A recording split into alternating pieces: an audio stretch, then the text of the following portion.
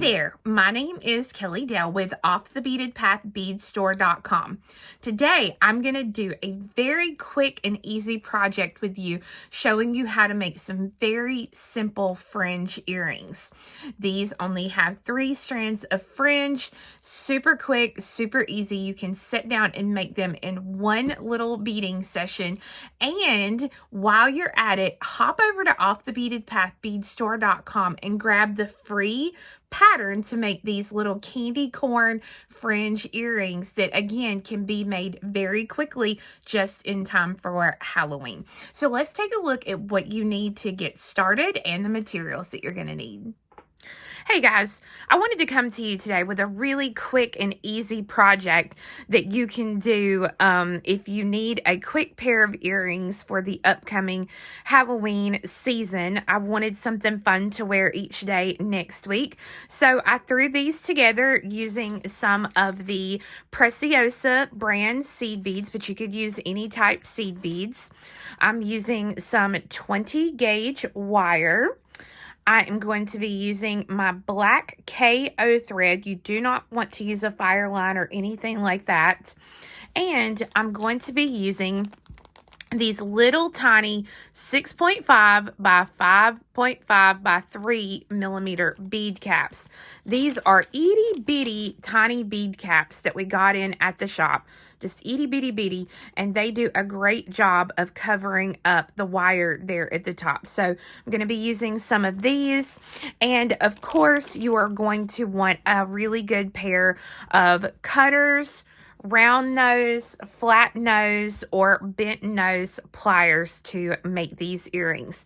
And I also wanted to show you really quickly, I love using my KO thread, and normally it stays really nice against the spool. But sometimes it does come loose and it drives me crazy. That and my 1G. So I wanted to show you these super cute little bobbin clamps that we got in at the shop this week. They are so cute because you can just squeeze them apart. And if you have a spool like this red spool or burgundy of 1G that's not holding well, you just clip it. And it holds those little tiny spools perfectly, and it will hold onto your big spools as well. So I wanted to just show you those. We got these in 4 different colors, and they're a lot of fun. But let me get my mat set up, and we'll get started. So the first thing that we need to do is we need to take 2 pieces of our 20 gauge wire, about 3.5 to 4 inches long. And we need to make a wrapped loop, but we want that loop to be a very small loop. So you are going to use the very tips of your pliers. Don't go back onto the pliers. So I'm going to come in about 1 inch, 3/4 of an inch, and I'm going to bend that wire straight out to a 90-degree angle, just like this. And I'm going to come in with the very tips of the pliers, and I'm going to come in relatively close to where that bend is at. And I'm going to bend that wire around so that I have a little tiny loop. Now, if you want to, you can press that loop in just a little bit more to make it a little smaller. And then what I'm going to do is I'm going to hold that loop and then wrap the wire. Now, when I wrap it, I'm only going to put 1 complete wrap on here. And then I'm going to come in with my cutters, and I'm going to cut this wire close. And if you have a little piece of wire sticking out, just grab a hold of it and kind of pinch that in. And I'm using the new Beadalon pliers that have the silicone here, or the little piece here, so that I can take and actually press that loop. If it's a little wonky, I can press it and straighten it out a little bit. So I'm going to do this with the second piece of wire too, and I'm going to get those loops as close to the same size as I can. So I have both my loops made, and as you can see, I don't think I could get them any closer to the same size. So I'm going to take this one, I'm going to hang on to it and set the other one to the side. And then I'm going to thread my needle. You can use any size needle. I like to use a size 12 needle, but I'm going to thread that needle with 2 yards of thread. We don't need that much, but if you're somebody like me who likes really long earrings, I made these because we've got Veterans Day coming up here in the U.S. in a couple of weeks, and we have the election coming up. So I wanted to make something kind of patriotic. So I made these really long ones, and I used a good bit of thread. So if you're somebody who likes really long earrings, you're going to need more thread. If you're someone who likes them shorter, then you're going to need less thread, of course. But 2 yards is what I like to work with. And I've threaded it through the loop here on my little pin that I've made. And I'm just going to tie this thread to this metal loop that I've made.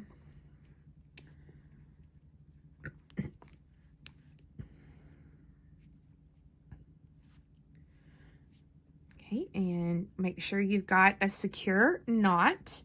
And once you're happy with that knot, what you're going to do now is we're going to lay out our pattern or our colors that we want.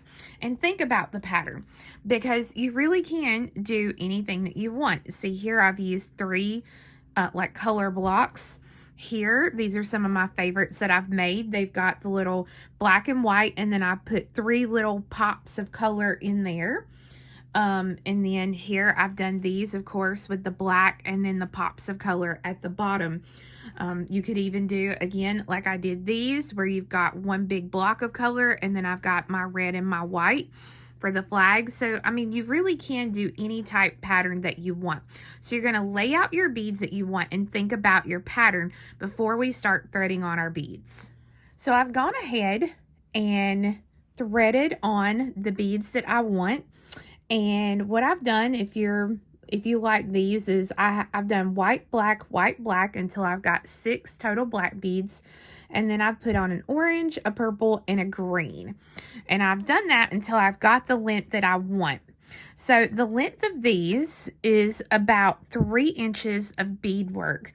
So by the time I get the little top added and the ear wire, because I think these are, so these right here are about 3 1/4 inches.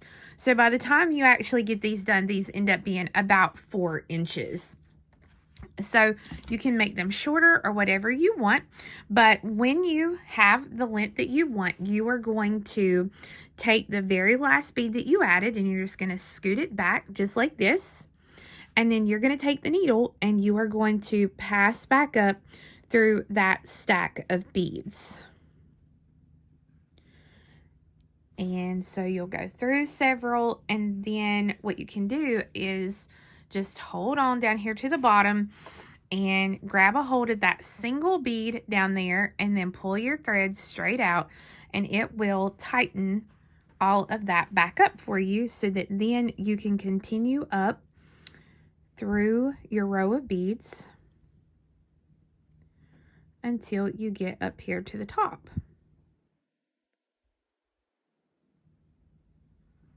And each time I kind of put my pinky and ring finger there holding the end, so that way, you see right there, it would have got caught around it. So I'm just kind of trying to keep that from happening. And get all the way back up here to the top. When I get to the top, I'm going to go ahead and I'm going to go through the loop that I made as well. Okay. Pull it back a little tighter there.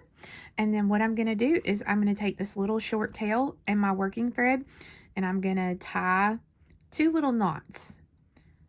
So let me get it. There we go. So 1 and 2.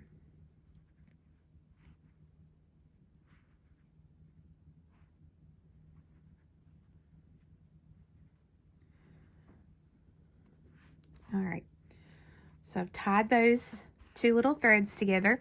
Now I'm going to thread on these same beads again, and then come back up through that same new stack, just like I did this one. I've made a second strand. I've come all the way back up. I went through the loop, and now I'm going to take again, and I'm going to tie these two threads, the little tail thread and my working thread, and I'm going to tie those together just in two little knots. I don't normally do this, but this has seemed, I've tried a couple of different ways, and this way has seemed to work the best at keeping all three pieces level the way that I want them to. So that is why I do this one a little bit different. Now I'm going to do a third strand. If you wanted to, you could do all three strands different lengths like I did this one, and it looks really good and fun as well, but it's completely up to you and how you want to do that. Okay, so final time, I have come up through the little loop there, and I'm going to tie the short tail thread and my working thread together. In this time I'm going to do a like 3 or 4 little knots because this is the last time I'm doing it. So might do a couple of double knots there. Just want to make sure that it is nice and secure. And once I'm happy with that, then I will go ahead and take one of my little fringes here, and I'm going to pass down through a couple of beads, kind of give that a little tug, and then I'll take and trim that thread. And then if you have enough left here, you can take and you can do the same. I don't have a whole lot left, so I'm just going to take and trim it, not all the way to the knot. I'm going to leave just a tiny piece there. And then you can either do all your beadwork again on the second one, or I like to go ahead and finish it. So I'll take my cap and thread it through the larger open side. And so when you pull that down, you see it hides all of our thread and the loop and everything. And then if you wanted to, you could put a little crystal on the top. And I think I might actually do that. I think I'm going to put a little crystal here. Hang on. So I put a little 3mm purple light bicone on there. And I'm going to grab the wire right above that bicone. And I'm going to bend the wire straight out to a 90-degree angle. Then once I do that, I'm going to come back in. And I'm going to bend that wire around to make a loop. And then I'm going to use my little bent nose pliers here to wrap this wire. And when I wrap it, I want to be careful that I just meet the bicone. I do not want to twist it or tighten it so much that I bust the bicone. And actually, I think I'm going to hold this and maybe back that up to there.